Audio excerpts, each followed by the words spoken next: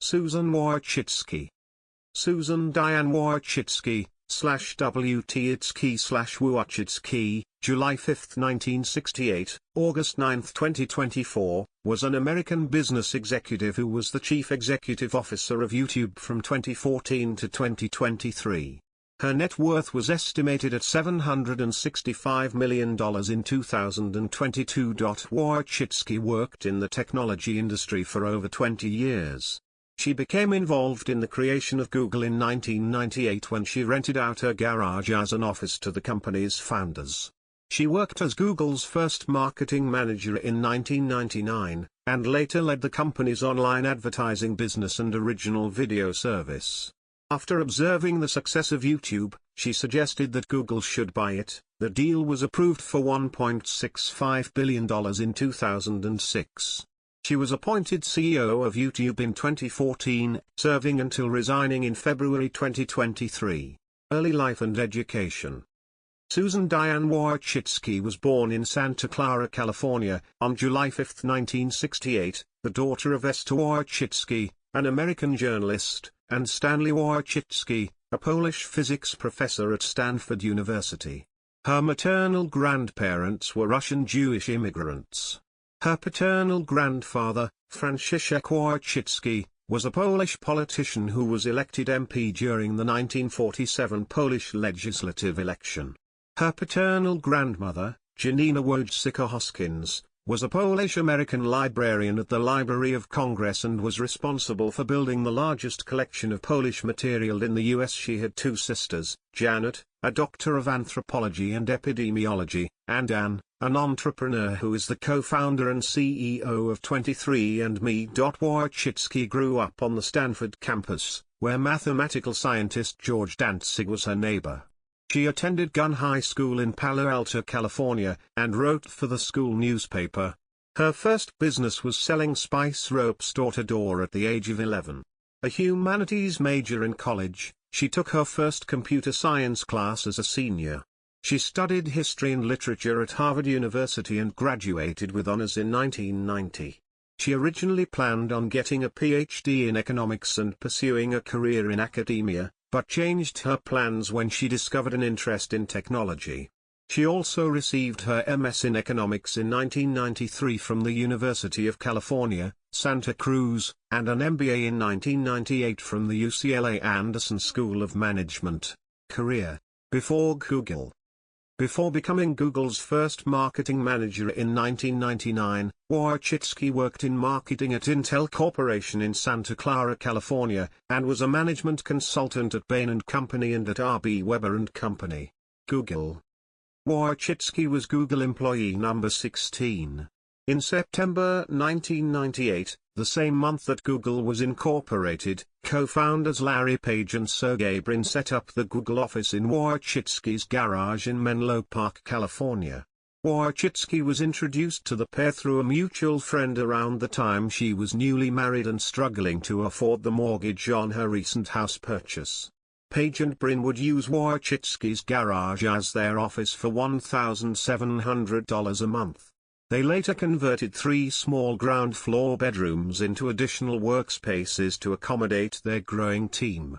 At Google, she worked on the initial viral marketing programs, helped create the company's longtime logo with designer Ruth Kader, and spearheaded the first Google Doodles. She also co-developed and launched Google Image Search with engineer Wei Kanju. In 2003, Wojcicki was the first product manager of one of Google's seminal advertising products, AdSense. She earned the Google Founders Award in recognition for this work. Wojcicki was subsequently promoted to Google's Senior Vice President of Advertising and Commerce, and oversaw the company's advertising and analytic products, including AdWords, AdSense, DoubleClick, and Google Analytics. YouTube, then a small startup, was successfully competing with Google's Google Video Service, overseen by Wojcicki. She had recommended and subsequently managed the $1.65 billion purchase of YouTube in 2006. YouTube. In February 2014, Wojcicki became the CEO of YouTube. She was named the most important person in advertising, as well as named one of Time's 100 most influential people in 2015 and described in a later issue of Time as the most powerful woman on the internet. In December 2014, she had joined the board of Salesforce. She also served on the board of Room to Read, an organization that focuses on literacy and gender equality in education, and was a board member of UCLA Anderson School of Management. After Wojcicki became the CEO of YouTube, the company reached 2 billion logged-in users a month and that users were watching 1 billion hours a day. By 2021, YouTube had paid more than $30 billion to creators, artists, and media companies. There are localized versions of YouTube in 100 countries around the world across 80 languages. Since she became CEO, YouTube's percentage of female employees has risen from 24% to nearly 30%. Wojcicki also emphasized new YouTube applications and experiences designed to cater to users interested in family gaming and music content. While CEO, the company developed 10 forms of monetization for YouTube creators, including channel memberships, merchandise, brand connect, and paid digital goods like Super Chat.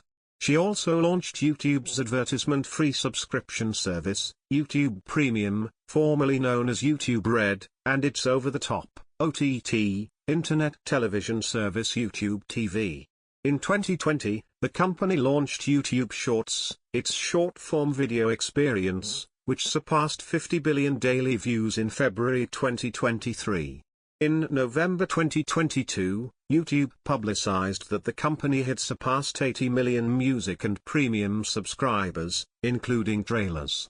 The company also reported over 100 billion hours of global gaming content watched on the platform in 2020. Wojcicki tightened YouTube's policy on videos it regards as potentially violating its policies on hate speech and violent extremism. The more stringent policies came after the Times showed that ads sponsored by the British government and several private sector companies had appeared ahead of YouTube videos supporting terrorist groups, and several large advertisers withdrew their ads from YouTube in response. The enforcement policies have been criticized as censorship. YouTube has also faced criticism that the company applies its enforcement policies inconsistently, with larger content creators treated more favorably. During the controversy surrounding Logan Paul's YouTube video about a person that committed suicide, Wojcicki said that Paul did not violate YouTube's 3-strike policy and did not meet the criteria for being banned from the platform. Wojcicki has emphasized educational content as a priority for the company, and on July 20, 2018, announced the initiative YouTube Learning, which invests in grants and promotion to support education-focused creator content. On October 22, 2018, Wojcicki wrote that Article 13, as written in the European Union Copyright Directive, would make YouTube directly liable for copyrighted content, and poses a threat to content creators' ability to share their work. On February 16, 2023, Wojcicki announced her resignation from YouTube via a company blog post. She said she wanted to focus on family, health, and personal projects but would be taking on an advisory role across Google and its parent company Alphabet. Advocacy. Wojcicki was an advocate for several causes, including the expansion of paid family leave, the plight of Syrian refugees, countering gender discrimination at technology companies, getting young girls interested in computer science, and prioritizing computer programming and coding in schools. She also owned a real estate holding company that worked on the sustainable growth of Los Altos, California. Wojcicki endorsed Hillary Clinton in the 2016 U.S. presidential election. Personal life and death. Wojcicki married Dennis Troper, a director of product management at Google, in Belmont, California, on August 23, 1998. They had 5 children.